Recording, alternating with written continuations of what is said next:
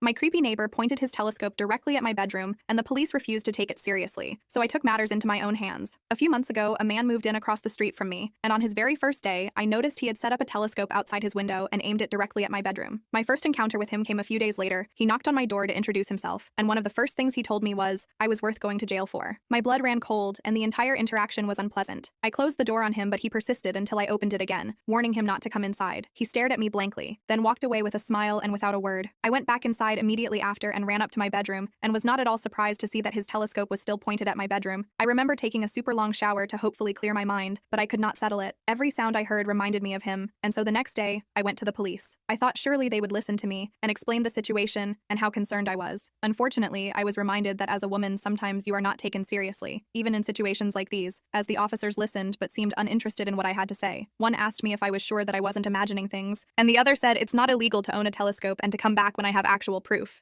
Apparently him coming over and making such a remark was not enough either, as that was clearly just a distasteful joke in the eyes of the officers. I remember coming home defeated, and a few days later, just as I thought it would, things got worse. One evening as I was getting ready for bed, I noticed something through the window. His shadowy figure was hunched over the telescope as usual, but his movements were different, more frantic. I realized that he was rubbing one out while watching me, and again when he noticed that I was looking at him, he didn't stop. He started moving his hand faster, as if me watching him was exactly what he wanted. And just before I could leave the window, the movement stopped, and he took his hand out. I saw something drip from his hand and felt sick to my stomach. I actually went into the bathroom and got sick. I stayed awake all night that night, realizing that this truly was a nightmare, and that this man was a psychopath who would terrorize me to no end if someone didn't stop him. I stayed awake until the stations opened, and as soon as they did, I went back to the police. I told them what I had seen, explained that my eye bags were because I had not slept because of what I had seen, and desperately hoped they would understand the severity of the situation.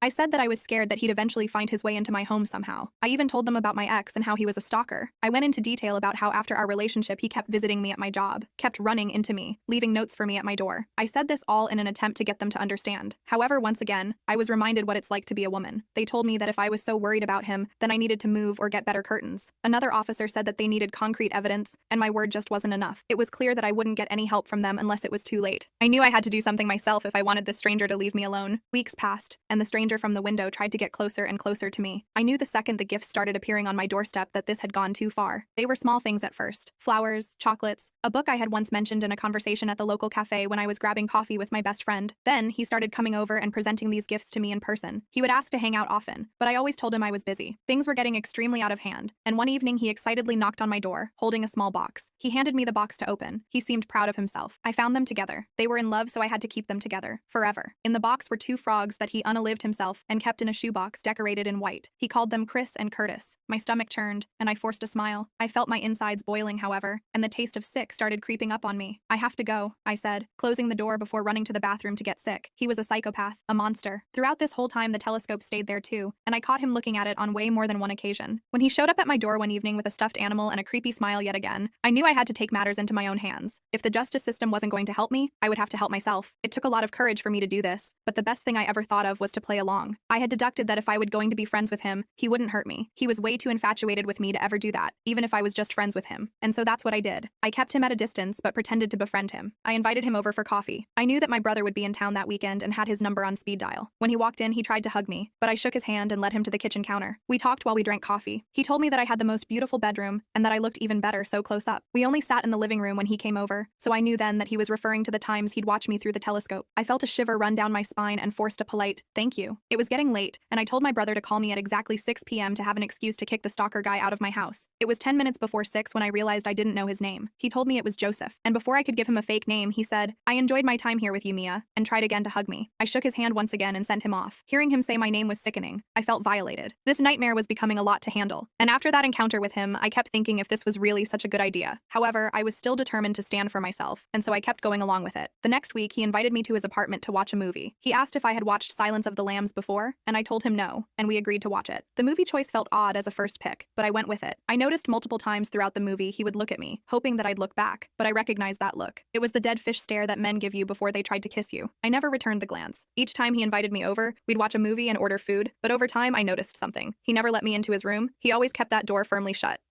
I knew there had to be something in there that he didn't want me to see, because one night after, we watched a movie. I told him that I was going to use the restroom before I went back to my apartment, and as I got up to head to his bedroom, he grabbed my arm tightly and twisted it. I jumped. I turned around. terrified of what he might do next. He realized he was hurting me and let go. He smiled and told me that his toilet wasn't flushing properly at the moment and that maintenance would be in to fix it soon. I told him no worries and got out of that apartment as fast as I could. I normally keep boundaries around him, but this time I had let it get too out of my control. But I knew that room held the evidence I needed to prove his obsession with me. It sickened me to think about what I might find in there, but I knew it was my only chance to put an end to this. One afternoon, I went to his house with a plan. I had brought a bottle of wine to drink while we watched another movie. We sat down, and I poured us each a glass of wine. Joseph immediately scooted closer, his thigh pressing against mine. He talked animatedly. I nodded and acted engaged in the conversation. As the movie played, Joseph's hand found its way to my knee and squeezed it. I stiffened, but he didn't seem to notice. Instead, he leaned in closer. His breath was hot against my ear and mentioned how alcohol made him feel more intimate. I forced a laugh. He whispered about how beautiful he found me and how long he had been waiting for that night. I excused myself for a moment and told him that I was fetching more wine. I was nervous as I discreetly slipped something into his glass. Returning to the living room, I handed him the drink. My heart was pounding in my chest. Joseph took a long sip, his eyes never leaving mine. Gradually, his speech slurred and I saw his eyelids starting to droop. He mumbled something about needing to lie down, struggling to keep his eyes open. Even while he was fading away, Joseph wanted me badly. He leaned in and attempted to undress me. His movements were clumsy and desperate. Just as his intentions became clear, his eyes rolled back and he slumped forward, his head resting heavily on my shoulder. I gently eased him onto the couch, watching as he fell into a deep sleep. My heart raced as I stood there for a moment, gathering my thoughts and the courage to proceed. Taking a deep breath, I made my way to his bedroom door. It was always firmly shut whenever I visited, but now with him unconscious, I knew this was my chance. I struggled to open the door at first. I noticed it was an odd-shaped keyhole and that it was locked. I panicked, looking for a key. I checked the kitchen drawers and the living room, and that's when I knew I had to check him. I reached for his pocket, afraid he might wake up. I couldn't find the key. I only found his wallet, a vape, and a pack of gum. I thought that maybe this was all for nothing until I opened the wallet and found the key stashed between his money. I felt overcome with relief and took the key to the bedroom. I hesitated for just a second before pushing the door open. The sight that greeted me was worse than I had imagined. The walls were covered in photos of me, some taken through the telescope, others obviously snapped without my knowledge. I saw photos of me in restaurants with my friends, and even some from inside of my apartment. There were drawings, notes, and even some of my missing personal items. He had built an entire shrine of me, and it made my skin crawl. I took photos of everything, documenting the disturbing collection. I went through his things, and I knew this was the evidence I needed. I slipped out of his house, leaving him to sleep. The next morning, I went straight to the police with the photo evidence. They finally took me seriously. The photos were undeniable proof of his stalking and obsession. The one who told me that it wasn't illegal to own a telescope said, "We failed you, and for that, I'm truly sorry. Your bravery in gathering this evidence has made a huge difference." Detectives examined the evidence and prepared to arrest Joseph. Turns out he had charges pressed against him by his ex-girlfriend for stalking her after their relationship. He was arrested later that day, and I breathed a sigh of relief. When they asked how I had gotten into his house, I explained our so-called friendship. I told them how he would come over to my house with gifts and how I would spend time with him so I could gain his trust. I even told them about Chris and Curtis. The officers were shocked but understood why I had to do it. As they led Joseph out of his apartment in handcuffs, I stood across the street, watching. He glanced over at me. He looked hurt and betrayed, but I felt nothing but relief. Update. I walked away from this whole situation with a lot of psychological scars and a deep fear of people. It has been over a year since it all went down, and although I am happy to say that I have dealt with the situation, I'm not happy to inform that the mark he left on me was so severe I now struggle with dating. I was so scared of my old house and that street that I spontaneously quit my job and moved out, living in my car for about a month until I was able to find a new home a few states away.